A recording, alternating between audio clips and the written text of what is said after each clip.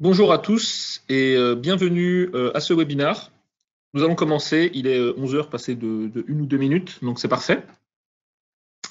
Donc merci de nous avoir rejoints ce matin pour discuter ensemble de comment il est possible de valoriser la géolocalisation présente dans vos données et plus spécifiquement dans vos environnements SAP BI.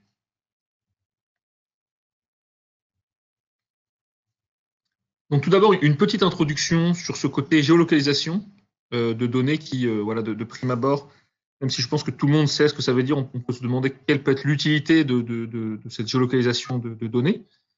Et si on y réfléchit un petit peu, on se rend compte qu'au quotidien, on utilise des applications sur nos smartphones, sur nos ordinateurs, etc., qui se servent de cette géolocalisation de données. Et ces applications, en fait, nous permettent d'améliorer notre qualité de vie. J'ai mis différents exemples. Évidemment, il y a Uber. Je pense que tout le monde a peut-être déjà pris au moins Uber. Vous commandez, ça vous montre les taxis, les chauffeurs à proximité, dans combien de temps ils vont être là. Vous pouvez suivre les gens en direct sur la carte. Donc, il y a vraiment ce côté géolocalisation qui est très important. La météo, évidemment, ça fait du sens. Hein.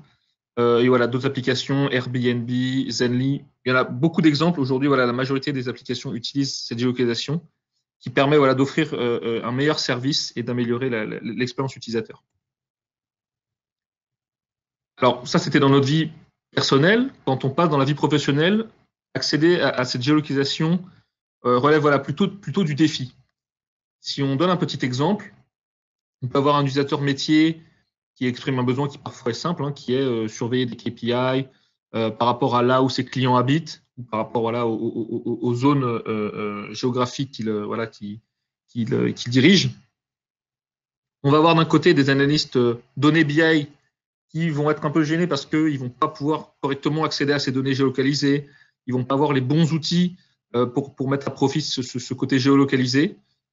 Et de l'autre côté, alors, quand on a la chance d'avoir ces services-là, on a des ingénieurs SIG donc, qui, eux, plutôt sont dédiés à la partie géographie, qui, par contre, eux, n'ont pas accès aux données métiers, ou alors avec un accès limité. Et voilà, ils n'ont pas d'outils vraiment pour partager leur travail. Et finalement, ce qu'ils produisent n'est pas assez valorisé. Et en fait, la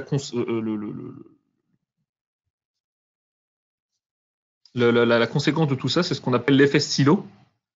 C'est-à-dire que, en fait, il n'y a pas d'interaction entre les gens qui travaillent sur plutôt de la donnée opérationnelle, des analystes métiers, etc., et les gens qui travaillent, eux, plus sur la donnée géographique dans les entreprises. Souvent, il n'y a pas de communication entre les deux. Ils travaillent vraiment dans des silos sur des cas d'usage bien précis et ce que fait l'un n'est pas réutilisé par l'autre et vice-versa. Alors pourtant, voilà, il y a possibilité d'exploiter cette géolocalisation, c'est ce qu'on appelle le géodécisionnel, en fait, qui part d'un fait simple, hein, c'est que 80% des données d'entreprise sont géolocalisables. Et j'étendrai même en disant des données d'entreprise, mais aussi des données exogènes, hein, voilà, des données socio-économiques, démographiques, dont on aura l'occasion de parler un peu plus tard. Et en fait, c'était une véritable mine d'or que les entreprises n'exploitent pas ou peu, alors que pourtant, aujourd'hui, il y a de nombreuses solutions qui permettent justement de tirer profit de ce côté spatialisé de la donnée. Ce que permet le géodécisionnel, c'est d'avoir un accès aux insights plus rapide, donc c'est-à-dire de mieux comprendre ce qui se passe par rapport au cas d'usage auquel on veut répondre, de mettre en avant voilà, des tendances dans les données, des tendances temporelles, spatio-temporelles, etc., de grandement améliorer l'expérience utilisateur. Les gens sont habitués à travailler avec des cartes. Les gens sont habitués à visualiser des cartes parce que, comme on le disait au début, ils en visualisent dans leur vie du quotidien. Voilà. Et donc au travail, évidemment, retrouver ces mêmes concepts, c'est quelque chose qui les aide beaucoup à travailler, à adopter les produits qu'ils utilisent et à mieux communiquer sur ce qu'ils font. Évidemment, le but à la fin, c'est de prendre des décisions plus rapides et des meilleures décisions, et donc d'avoir un ROI plus rapide.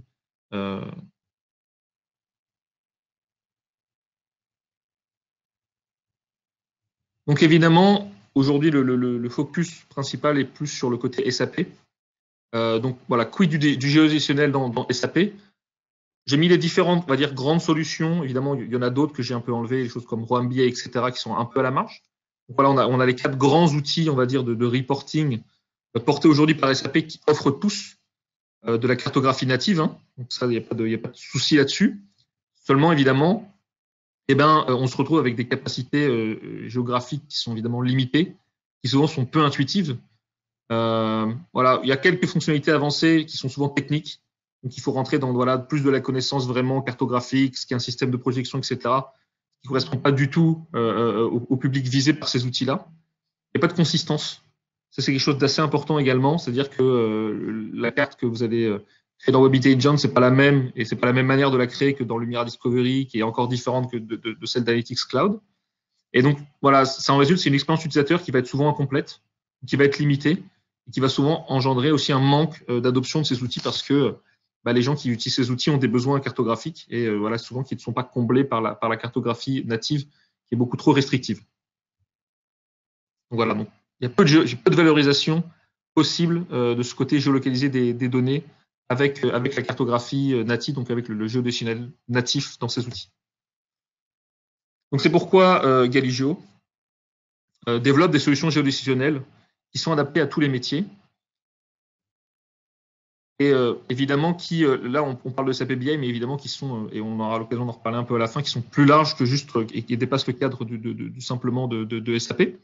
Donc des outils qui permettent qui permettent d'abstraire toutes les parties qui sont complexes pour que l'utilisateur lui se concentre uniquement sur l'analyse de données.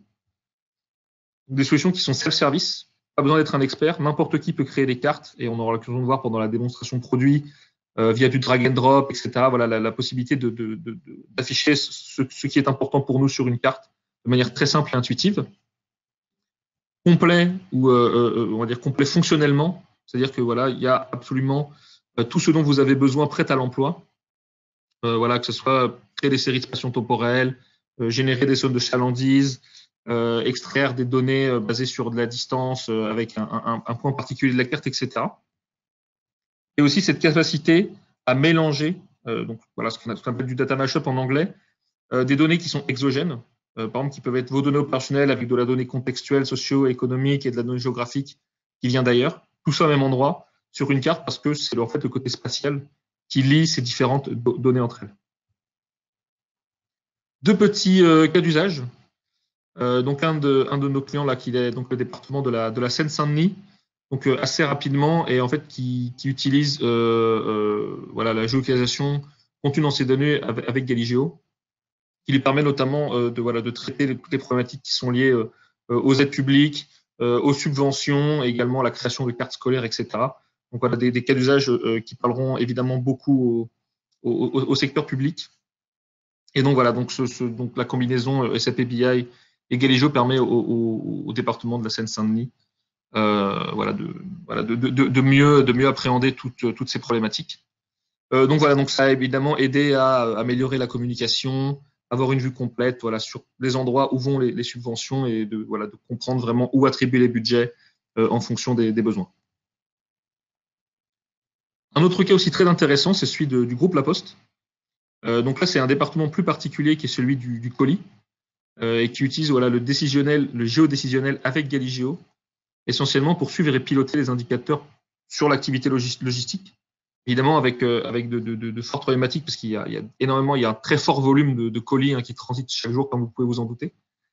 Et leur principal enjeu, c'était d'identifier plus rapidement quand il y avait des problèmes qui survenaient et où est-ce qu'ils survenaient, et d'être capable de remonter rapidement la chaîne des problèmes pour offrir une meilleure expérience client, plutôt que d'attendre que les problèmes arrivent, que les clients se plaignent pour ensuite investiguer. Et ça leur a permis également aussi de diminuer ce qu'on appelle le taux de kilomètres à vide, c'est-à-dire quand les camions roulent et qu'ils sont pas pleins, grâce justement à une gestion proactive des flux logistiques, afin de bien comprendre en amont les flux qui allaient arriver à tel endroit avant de faire partir les camions, etc. etc. On va passer à la démonstration produit, ce qui est souvent le plus intéressant dans les webinars, avec donc deux cas d'études. Un qui va être plus sur le secteur public et un autre qui va être plus sur le transport et la logistique, pour reprendre un petit peu ce qu'on a vu dans les deux cas d'usage que je viens de présenter. Alors je vais passer rapidement. J'ai de la chance, ma session SAP a pas expiré, donc c'est parfait. Je vais vous présenter ce cas d'usage qui est sur la ville de Paris. et qui consiste à analyser rapidement les consommations énergétiques des différents logements sociaux. En fait, alors pourquoi ce cas d'usage? Ça permet en fait d'essayer de détecter s'il y a des fraudes, c'est-à-dire que basé sur une estimation d'une consommation moyenne par foyer, par type de logement, etc. En fait, on essaie de détecter si jamais il y a des bâtiments qui consomment trop et qui potentiellement pourraient dire que certains logements sont squattés ou sont sous-loués, etc. Et donc voilà, c'est un des cas d'usage que la ville de Paris avait. Donc là, on arrive dans notre rapport Web Intelligence. Je pense que vous l'avez à peu près tous reconnu. Donc on a une carte, il y a les géos, ici, là un graphique qui est un graphique standard. Et ce qu'on voit sur cette carte, c'est que j'ai différentes informations. Si j'ouvre la légende, pardon, hop, c'est que en fait il y a un indicateur qui a été calculé qui en fait une différence entre la consommation réelle et la consommation estimée, et en fait qui nous donne par un plat de couleurs en fait les points dans lesquels il y a le plus de consommation, et aussi également par ce qu'on appelle zonage PLU, qui est une couche cartographique qui est propre à la ville de Paris et en fait qui sont des secteurs dédiés à la répartition des logements sociaux. Donc on voit qu'évidemment plus c'est rouge, ça veut dire que plus il y a eu de consommation potentielle dans ces quartiers, et de même pour les points. Donc les différents points représentent vraiment les bâtis. Donc chaque logement social, chaque bâtiment est représenté par un point.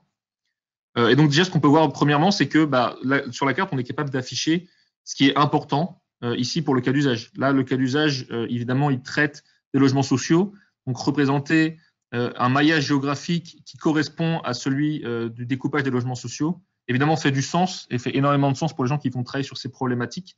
Voilà, plutôt que d'afficher simplement par arrondissement ou je sais pas, par quartier, etc. Voilà, ils ont une couche qui est précise pour eux et sont capables de l'utiliser rapidement dans les solutions Galigéo, de même que quelqu'un qui fait du fret et serait capable d'afficher les différents rails ferroviaires à travers la France, etc., ou à travers d'autres pays.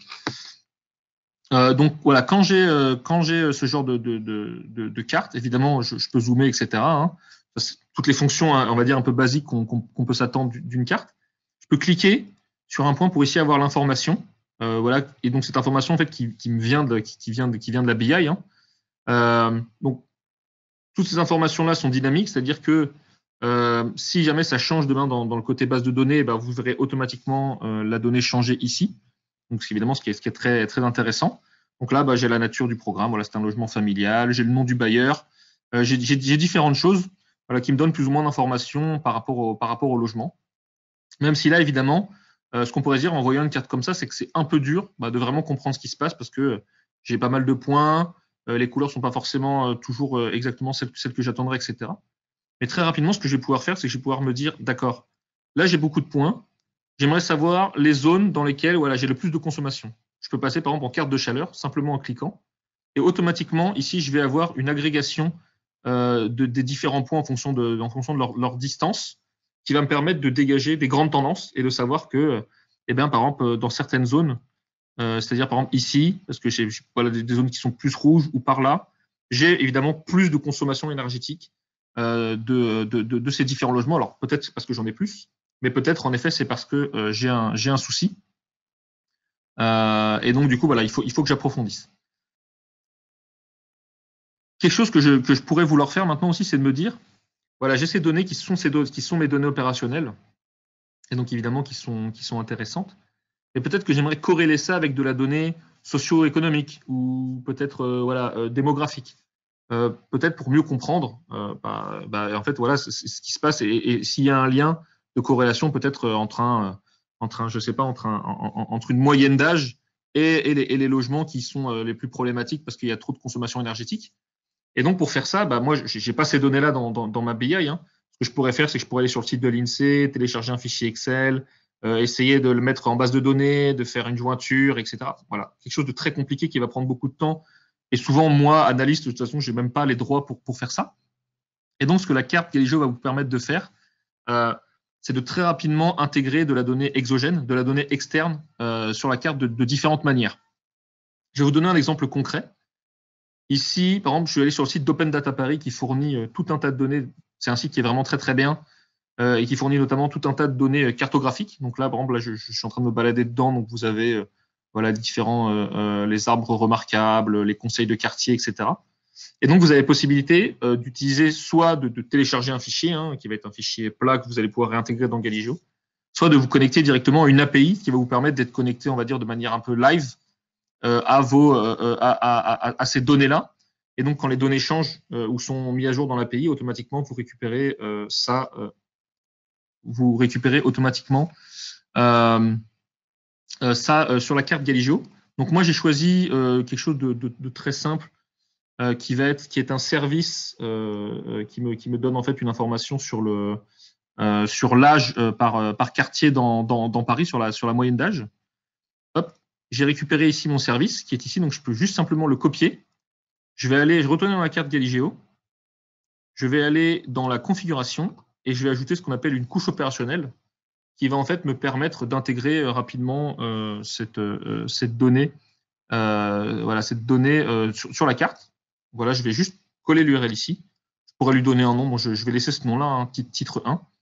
Je vais ajouter la couche. Je vais juste lui dire de se mettre en dessous de mes données opérationnelles. Je vais cliquer ici, donc sur enregistrer, fermer. Et là, on voit qu'automatiquement, j'ai une nouvelle donnée qui est apparue sur ma carte. Et donc voilà, donc j'ai cette possibilité de faire ça.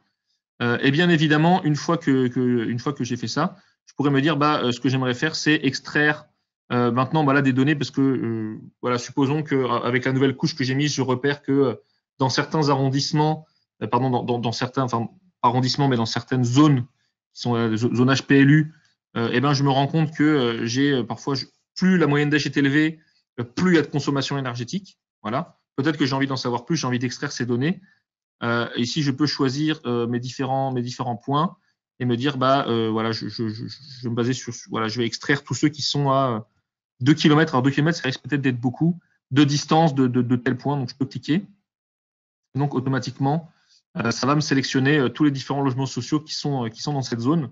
Donc je récupère absolument toutes les données, hein. J'ai les adresses, j'ai les arrondissements, j'ai les noms des bailleurs, etc.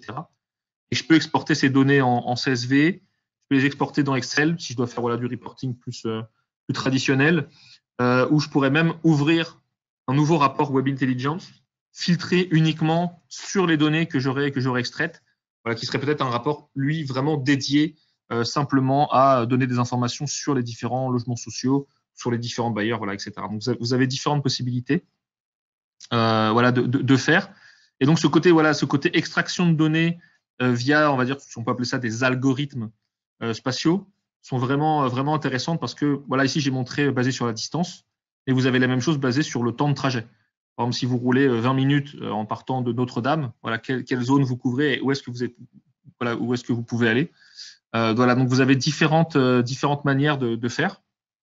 Et donc, comme vous pouvez le voir, hein, tout ça, vous pouvez accéder à tout ça sans avoir à configurer quelque chose. Hein, si vous installez Galigio, vous avez tout ça prêt à l'emploi. Sans avoir à rentrer dans de la configuration complexe, etc. Une fois que j'ai fait ça, bien entendu, je pourrais imprimer ma carte. Par exemple, je pourrais dire, là, c'est intéressant. Moi, je dois faire du reporting opérationnel. Donc, je veux imprimer ma carte parce que je dois fournir un document PDF à mon chef tous les lundis matins. Voilà, supposons. Hein. Donc, je peux faire ça. Donc là, je peux juste imprimer la carte. Si je voulais, je pourrais aussi évidemment imprimer tout le rapport directement ici via l'impression Web Intelligence. Hein, ça fonctionne aussi. Après, c'est libre à moi, c'est en fonction de mes besoins.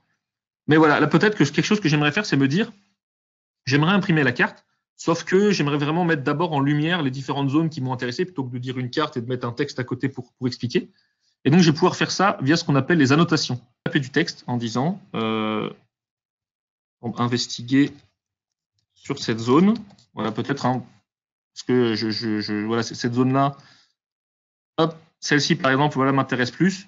Évidemment, là, elle est verte, on la voit pas trop. Je peux la modifier, bien sûr, je peux en changer sa couleur. Je vais la mettre en bleu, comme ça. Je pense que c'est très, voilà.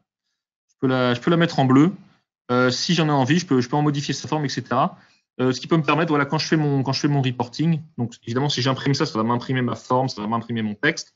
Si je partage ça avec mes collègues, parce qu'évidemment, je suis sur la BI plateforme, si d'autres collègues viennent à ouvrir le document, ils vont retrouver ce que j'ai écrit, donc ils vont pouvoir, eux, se concentrer peut-être un peu plus sur la zone que déjà j'ai décrite. Et donc, voilà ce qu'on appelle le storytelling cartographique.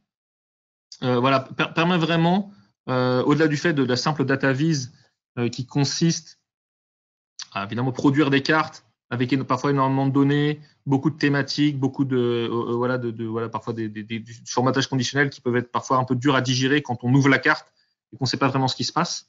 Le storytelling ou la cartographie, plutôt d'écrire des grands textes à côté d'une carte ou d'un graphique, permet directement sur la carte de donner, en fait, d'exprimer ce qu'on a trouvé, etc. Donc ça, c'est assez intéressant. Bien évidemment, la contrôle de ça est granulaire, hein, c'est-à-dire que c'est pas forcément tout le monde peut écrire n'importe quoi sur la carte, etc. Il y a certains utilisateurs qui peuvent écrire, mais pas modifier ce que eux n'ont pas écrit. Certains ne voient juste absolument pas ce qui a été écrit, etc. Vous avez vraiment le contrôle, évidemment, sur comment vous voulez gérer ce côté storytelling pour éviter qu'il y en ait partout sur les cartes, etc. Et c'est assez intéressant parce que on avait pas mal de clients justement qui nous a remarqué que parfois ils produisent des choses, c'est intéressant, puis quand ils les ouvrent 2 mois après, il faut qu'ils se remettent un peu dans le bain pour comprendre ce qu'ils avaient entre guillemets trouvé. Et ce côté, voilà, être capable de laisser parfois même des notes à soi-même est assez intéressant, ou de voir que parfois les données ont évolué et que les zones sur lesquelles on s'était appesanti, du coup, ont plus raison d'être parce que les données ont évolué, etc. Donc évidemment, beaucoup d'autres fonctionnalités, des séries temporelles, la possibilité d'importer des données à la volée comme on l'a vu tout à l'heure. Voilà, il y a énormément de possibilités dans le produit. On en a vu quelques-unes. Bien évidemment, on essaye vraiment, on a vraiment essayé de concevoir un produit en donnant, voilà, on est business oriented, si on peut dire ça comme ça. Et donc voilà, ce qui nous intéresse, c'est vraiment les cas d'usage et les fonctionnalités justement permettent de répondre aux différents cas d'usage que nous avaient remontés nos clients ou alors en phase de POC, etc. On va passer à une autre démonstration. Donc là, on était sur Web Intelligence. Je passe maintenant à une démonstration sur Lumira, qui est tout aussi intéressante, qui, elle, va être plus sur ce côté transport logistique et qui va mettre en avant plutôt ce côté simplicité d'utilisation et comment on peut très rapidement créer une visualisation cartographique qui correspond à ce qu'on attend. Donc là, j'ai un rapport qui évidemment est déjà créé, sur lequel on voit ici, pareil, une carte de chaleur, et ici des flux, qui est par exemple qui est quelque chose, voilà, de très intéressant quand on veut analyser des délais de livraison ou analyser, voilà, les volumes échangés entre différents sites logistiques, etc. Les cartes de flux, voilà, sont toutes indiquées. C'est quelque chose que les clients, voilà, qui travaillent dans ces domaines-là aiment beaucoup. Voilà, et souvent les outils qu'ils utilisent peuvent juste pas faire ça et ils se retrouvent coincés à devoir analyser, voilà, des données juste par pays ou des choses comme ça qui sont pas forcément très, très intéressantes pour eux. Et donc, voilà, je vais essayer de vous démontrer que créer ce genre de rapport, évidemment, c'est très simple et c'est accessible à tout le monde, hein, pas besoin d'être un expert pour créer ce genre de rapport. Donc, je vais passer sur une autre fenêtre où j'ai juste une carte Galigeo qui a été créée. Donc, pour créer une carte Galigeo, hein, c'est extrêmement simple, hein. Je suis juste allé dans Insérer diagramme, je suis allé dans Extension, j'ai cliqué sur Galigeo et ça m'a créé ici directement une carte. Donc voilà, en 3 clics, j'ai ma carte qui apparaît. Donc évidemment, au début, on va dire, elle est vierge, hein, c'est-à-dire que je n'ai pas mis de données dessus. Je vais l'agrandir pour que ça soit un peu plus clair. Ici, j'ai mon indicateur qui est le volume, hein, de marchandises échangées. Et ici, donc voilà, j'ai les pays des sites logistiques. Est-ce qu'il y avait du retard ou pas? J'ai les sites logistiques, donc qui s'appellent ici Entity dans mon jeu de données, et j'ai aussi les différents clients qui ont été livrés. Et j'ai ainsi que leur latitude et leur longitude. Donc, ce que je pourrais tenter de faire, c'est de dire, ce que j'aimerais voir peut-être, c'est le volume qui a été envoyé à mes différents clients. Donc, j'ai leur latitude, leur longitude. Donc, ce que je pourrais tenter de faire, c'est de dire, je vais prendre le volume. Ici, je vais prendre la latitude, je vais prendre la longitude. Et puis, voilà, je vais avoir quelque chose. J'ai une carte de chaleur. C'est déjà pas mal. Ça me permet de savoir, évidemment, plus j'ai des zones qui sont rouges, plus ça veut dire que j'ai envoyé de volume ici. Donc, c'est déjà une première approche qui est intéressante. Voilà, peut-être que j'aimerais l'améliorer maintenant en essayant de savoir s'il y avait du retard ou pas dans les stocks qu'ils ont reçus.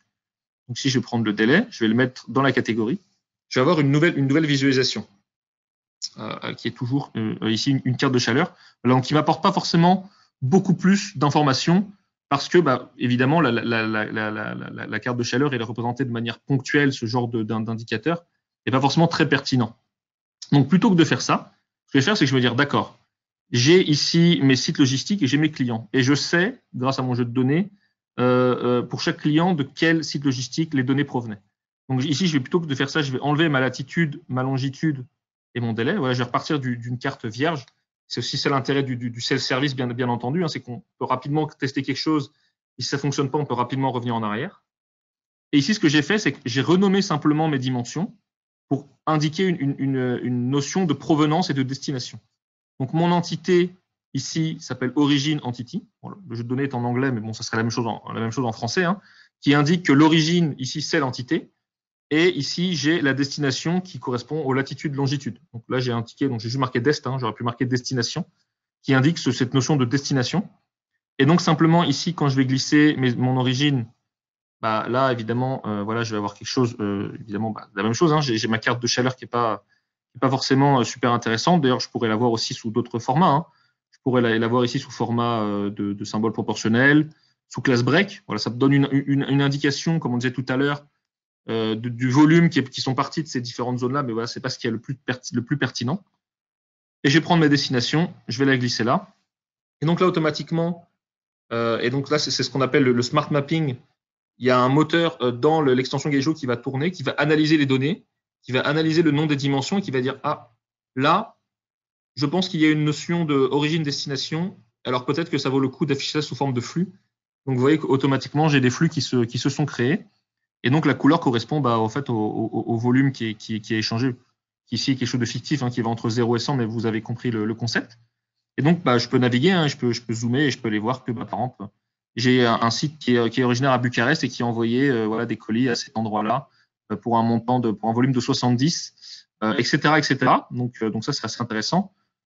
Si jamais les couleurs me vont pas, parce que c'est des couleurs qui voilà, ont été choisies par le smart mapping, et moi, j'aimerais plutôt avoir simplement les choses qui sont entre 0 et 50 et entre 50 et 100, je peux ici tout simplement taper, par exemple, 0,50 directement dans la légende. Et donc, automatiquement, c'est au mauvais endroit, 0,50. Et donc, voilà, automatiquement, je vais avoir mes classes qui changent, puisque maintenant, évidemment, genre ma première classe va de 0 à 50.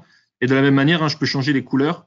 Et plutôt que ça soit rouge, dire que finalement, je préfère que voilà, les plus forts volumes soient affichés en vert. Voilà, là, j'ai des choses complètement arbitraires. Et vous avez compris le concept. Le but, c'est vraiment de très rapidement voilà, être capable de changer ces couleurs voilà, sans rentrer dans la configuration trop avancée. Très bien. Au début, je disais que moi, j'aurais bien aimé analyser là où il y avait du retard. Et là, c'est une information que je ne possède pas. Donc, je vais reprendre ici mon délai et je vais le glisser de nouveau dans la catégorie. Et donc là, le smart mapping va s'adapter. Il va voir qu'il y a une nouvelle chose qui a été proposée et qui se trouve dans la catégorie, justement, catégorie. Et donc là, je vais avoir une carte différente. Donc là, j'ai des flux qui représentent, en fait, il y a deux indicateurs. Il y a la taille du flux qui représente le volume. Donc, plus ici, mon flux est gros. Je vais zoomer un petit peu pour qu'on se rende un peu mieux compte. Ici, on se rend vraiment compte de différentes tailles. Donc voilà, plus mon flux est gros, plus ça veut dire que j'ai changé de volume. Et la couleur m'indique si oui ou non il y a eu du retard. Donc là, évidemment, le no est en rouge, qui peut être un peu trompeur, hein, donc je peux le mettre en vert. Donc là, ce que ça va me dire, c'est que en fait, dès que je vais pouvoir voilà, visualiser une courbe, un flux qui va être rouge. Je suis désolé, je crois que j'ai cliqué sur le bleu. Donc il va être bleu. C'est pas grave. Non, j'ai bien cliqué sur le rouge. Hop. Et donc là, si je dézoome un peu, eh bien voilà, on va se rendre compte ici et d'être capable d'analyser les différents flux voilà, qui ont posé des problèmes et qui peuvent permettre d'identifier en remontant à la chaîne parce que c'est voilà, tous les flux logistiques qui étaient à destination, je ne sais pas, de la République tchèque ont posé des problèmes parce que c'est là où il y a une majorité de rouge, etc. Ou alors tous ceux qui voilà, qui étaient en provenance du site qui se trouve ici à Genève ont posé des problèmes. Et après, on peut rentrer plus granulairement, commencer à poser un filtre juste sur ce site logistique et peut-être mettre un filtre aussi sur la date pour comprendre mieux exactement à quelle date il y a eu des problèmes, etc. Et donc, voilà, vous rendez compte évidemment que on pourrait après creuser le cas d'usage plus loin, mais que par contre, arriver à ce genre de visualisation est très important. Et on a notamment un client qui utilise exactement ce genre d'application pour détecter justement si les marchandises au départ sont toujours dans les bons, on va dire dans les bons sites, pour éviter que parfois ça traverse l'Europe pour rien. Et en fait, pour être capable de faire d'optimisation logistique et de savoir où est-ce qu'il faut qu'il ait ses stocks en priorité par rapport à la demande, en fonction des différents sites qu'il a à travers toute l'Europe. Donc voilà. pour cette démonstration, comme vous avez pu vous rendre compte, c'est assez simple. On fait du drag and drop. Évidemment, Lumira Discovery, si vous savez, si vous en êtes déjà servi, est propice à ce genre de cas d'usage, parce qu'il y a ce côté drag and drop qui est très intuitif. Mais évidemment, dans Web Intelligence, vous allez dans Lumira Designer, etc. Vous allez avoir la même manière de concevoir des cartes, exactement les mêmes fonctionnalités. Et donc voilà, vous ne serez pas perdu si jamais vous utilisez les deux outils. Vous pourrez à chaque fois être capable de refaire les mêmes analyses cartographiques. Je vais repasser sur le PowerPoint. Hop, donc on était à la démonstration de produit, donc je vais passer. Donc pour bien retenir les différentes clés qu'on a pu voir ensemble dans ce webinaire, qui permettent justement de valoriser cette géolocalisation. Donc évidemment être capable d'afficher ce qui est pertinent sur une carte. Donc comme on l'a vu, avec la première démonstration, le zonage par exemple PLU des logements sociaux, c'est quelque chose qui est pertinent pour un métier. Il faut que ce métier ait la capacité de voir ces données-là sur la carte. Pas qu'on lui impose de voir ça à une autre échelle parce que l'outil qu'on lui propose est limité là-dessus. Donc ça, c'est très important. Évidemment, être capable de créer des analyses cartographiques sans être un expert, sans forcément être quelqu'un qui vient du SIG, sans avoir à passer une heure à modifier ces données pour être capable de les afficher correctement sur la carte, etc. Superposer différents niveaux d'information, différentes couches d'information, vos données opérationnelles, de la donnée contextuelle que vous pouvez récupérer sur les sites de l'INSEE, sur les sites Open Data, des différentes villes, des différents pays en fonction de vos besoins. Et évidemment aussi les données cartographiques qui peuvent venir de votre serveur cartographique si jamais il y en a un disponible dans la société, qui peut être un serveur Esri, un serveur open source, ou simplement apporter des fichiers statiques. Différentes choses comme les shapefiles, etc. Sans rentrer dans la technicité. Et évidemment, une fois que vous avez traité tout ça, pouvoir facilement partager ces analyses. Donc on l'a vu à travers aussi le storytelling qui permet aussi de partager ses idées en plus de ces analyses. Et évidemment, ce côté plug and play dans la BI plateforme avec Lumira, avec Webi, fait que évidemment cette capacité de reporting, vous avez accès à toutes les fonctionnalités qu'offre la plateforme BI, et donc évidemment, vous pouvez faire ça aussi avec les cartes Galigeo. Juste un slide sur évidemment la technologie Galigeo. Il y a un cœur de produit, et ce cœur de produit peut être utilisé de différentes manières en fonction des problématiques. Vous avez une solution qui est autonome. Souvent, c'est vrai qu'on est connu, et c'est vrai que le webinaire aujourd'hui est dédié à SAP, mais tout ce que vous avez aujourd'hui, les cartes Galigeo fonctionnent hors de SAP également, en solution autonome. Et vous avez évidemment ce côté intégré dans SAP, comme on a pu le voir aujourd'hui, mais on a aussi des modules intégrés dans IBM, dans Salesforce, et vous avez également une API qui vous permet d'intégrer cette carte Galigeo où vous voulez. C'est-à-dire que nous, on propose des connecteurs prêts à l'emploi pour SAP, ce que vous avez vu aujourd'hui. Mais si vous avez d'autres solutions logicielles qui ne sont pas forcément couvertes parce qu'on propose par défaut ou parce que c'est un portail custom ou une application personnalisée, etc., qui a été conçue juste pour vos besoins, eh bien, il y a une API qui permet d'embarquer en seulement quelques lignes de code toute la technologie Galigeo directement dans ces applications. Donc, pour résumer, une technologie commune qui est intégrable partout, qui est mobile friendly, donc utilisable aussi bien sur tablette, sur smartphone que sur PC, et qui est disponible on-premise ou aussi dans le cloud. Et ça, c'est important de le noter. SAP BI est évidemment encore très on-premise, mais vous pouvez déjà dès aujourd'hui utiliser toute la technologie Galigeo dans SAP ou à partir du cloud. Évidemment, juste la petite aparté sur SAP, on est partenaire SAP et nos produits sont certifiés qualité d'intégration avec Business Objects. Donc là-dessus, il n'y a pas de souci majeur à avoir ou de peur à avoir. Évidemment, pourquoi est-ce qu'on fait tout ça? C'est pour nos clients, c'est pour les aider à répondre à leur cas d'usage. Comme vous pouvez voir avec ce slide-là, on n'est pas spécifique à une industrie en particulier. On adresse tous les cas d'usage, évidemment, parce que c'est du géodécisionnel, donc c'est de la BI, si on peut dire ça comme ça. Donc là, vous voyez, il y a du secteur public, il y a du retail, il y a du transport ferroviaire, énormément de choses, du télécom. Et donc, on aide ces différents clients à répondre à leur cas d'usage avec les technologies Galigio et SAP ou SAP ou d'autres technologies, hein, bien évidemment. Pour aller plus loin, parce que là, je regarde l'heure et c'est bientôt l'heure. Donc, juste ce qui va arriver là dans les prochaines semaines ou dans les prochains jours chez Galigio, c'est qu'en fait, en fonction de cas d'usage qu'on a de manière récurrente, etc., on a des modules métiers qui sont dédiés à ces cas d'usage. Par exemple, on a un module qui s'appelle le Territory Manager, qui permet de créer et de gérer ses propres territoires. Donc, voilà, de découper, par exemple, si on travaille sur la France, de découper la France en faisant des agrégations de communes, en faisant des agrégations de départements, d'IRIS, du GA pour ceux qui travaillent dans certains corps de métier, etc. Très simplement et directement depuis SAP BI, donc en utilisant les données de SAP BI. Donc ça, c'est un module qui existe. Et donc peut-être que vous êtes déjà client Galigio aujourd'hui et que vous êtes intéressé par ça, que vous n'avez pas ce module. Eh bien, ce module peut être capable de venir se greffer directement également dans SAP BI, pour permettre de créer, de gérer ces territoires. Une autre solution qui s'appelle Predictive POS pour Point of Sales, donc point de vente. Et donc en fait, c'est le jeu décisionnel, mais qui a été vraiment appliqué aux acteurs de la gestion de réseaux de points de vente et qui leur permet notamment de faire des simulations d'implantation, des prédictions de chiffre d'affaires, qui leur permettent d'améliorer tout ce qui va être communication, etc. Par exemple, s'ils gèrent des réseaux de franchisés. Donc n'hésitez pas, il y a le site qui est marqué ici. Au pire des cas, dans le mail que vous recevrez après le webinaire, il y aura également ce lien si vous voulez aller le voir plus tard. Donc voilà, donc là c'est vraiment la technologie Galigio, mais qui a été appliquée à un domaine de métier particulier. Évidemment, la G19, donc ça on va dire que c'est plus notre offre legacy qui est sur la BI, qui va sortir donc en janvier 2019, donc très bientôt, et qui amènera tout un tas de nouveautés.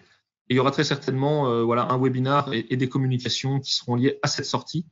Mais voilà, en tout cas, c'est un avant-goût et une date, un timing de release de cette nouvelle version. Voilà, où vous pouvez voir ici différents exemples de ce qu'on va retrouver, des gestionnaires de thèmes, un gestionnaire de couches cartographiques amélioré. Voilà.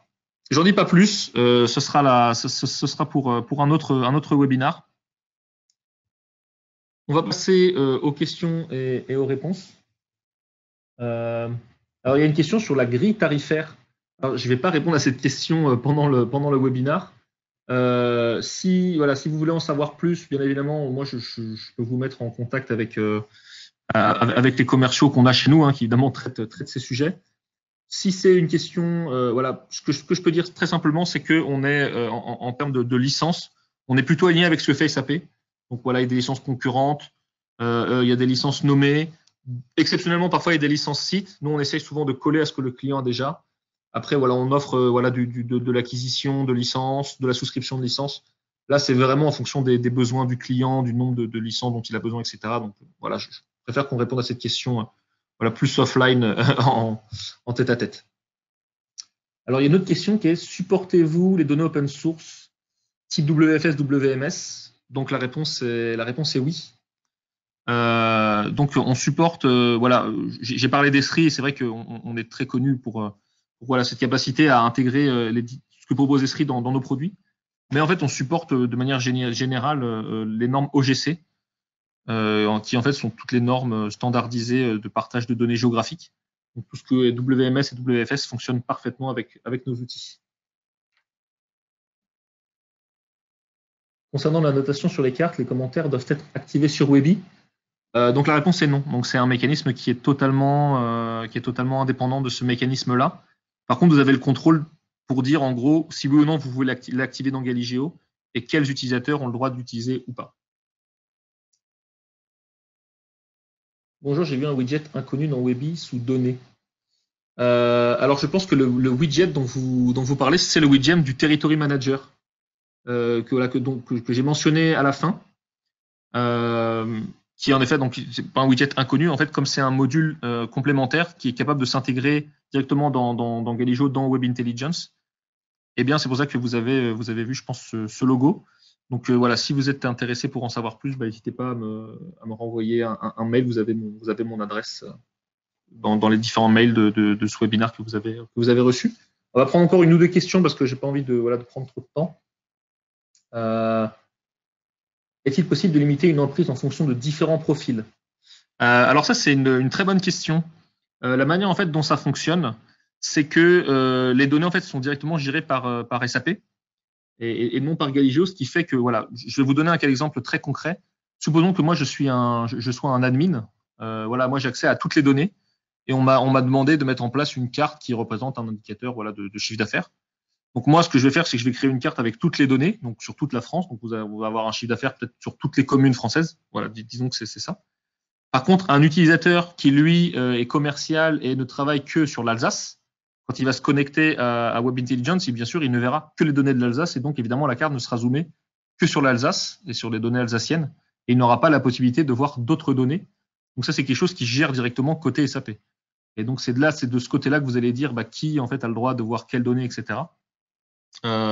Et donc, du coup, par rapport à ça, il y a vraiment aucun souci puisque tout est géré par SAP. Donc, voilà, c'est à vous de faire cette configuration en amont. Après, ce qui est de la création de cartes, c'est-à-dire qui peut créer des cartes, qui a le droit de les éditer, qui a accès à quoi dans les cartes. Donc voilà. Donc là, en fait, ce qui se passe, c'est que la Galigeo va hériter des différents rôles, on va dire, de base de Webi, de Business Object de manière générale. Évidemment, vont venir se greffer des rôles propres à Galigeo qui sont qui a le droit de créer des cartes, qui a le droit de les modifier. Et ça, ce sont les choses que vous gérez directement depuis l'admin Galigeo. On va prendre une dernière question. Quels sont les fonds de cartes natifs? Alors, on en fournit beaucoup. Donc, il y a les fonds de cartes Esri. Il y a les fonds de cartes OpenStreetMap également. Donc, il y en a plusieurs. Hein. Il y en a qui sont juste en niveau de grille. Il y a plus ou moins de précision. J'ai deux, trois autres fournisseurs de cartes. Voilà, Esri et OpenStreetMap étant les plus connus. Après, vous avez la possibilité d'importer vos propres fonds de cartes, si jamais c'est quelque chose qui est important pour vous. Donc ça, c'est une possibilité. Et je vais juste faire une petite aparté parce que j'ai vu qu'il y avait une autre question qui concernait Google. Vous pouvez bien sûr utiliser des fonds de cartes Google dans Galigeo, mais par contre, il faut que vous ayez la bonne licence Google pour faire ça. Sinon, vous ne pouvez pas le faire. Et voilà, donc voilà, vous pouvez importer vos propres fonds de cartes. Donc, je pense que voilà, on va s'arrêter là. Il y a encore beaucoup d'autres questions. On ne va pas avoir le temps de toutes les traiter. Toutes les questions auxquelles on n'aura pas eu le temps de répondre ce matin, on vous enverra un mail voilà, pour y répondre beaucoup plus précisément. En tout cas, merci à tous d'avoir été là ce matin avec nous, en espérant voilà, vous avoir plus éclairé sur ce côté géolocalisation, contenu dans vos données, qu'est-ce que vous pouvez en faire, etc. Si vous avez des questions qui vous viennent après ce webinaire, si vous voulez en savoir plus sur différents sujets, vous avez mon contact. Donc, je suis chef de produit chez Galigeo et je travaille notamment sur toutes les solutions qui sont dédiées à SAP. Et également, vous avez Nadine, qui est notre directrice commerciale. Vous avez son mail ici. N'hésitez pas aussi à lui envoyer un mail. Et si jamais c'est pas elle qui traite le domaine d'activité dans lequel vous êtes, évidemment, elle redirigera vers la bonne personne. Et vous pouvez bien sûr toujours aller sur notre site pour télécharger tous nos produits en version d'essai gratuite pendant 30 jours. Donc, Web Intelligence, SAP. Si vous voulez vous-même tester ce que vous pourriez faire, tout ce qui a été montré aujourd'hui, voilà, n'hésitez pas. En tout cas, merci à tous et puis au plaisir de parler avec vous, de discuter de vos projets, de vos cas d'usage. Et puis sinon, je vous dis à bientôt. Merci beaucoup. Au revoir.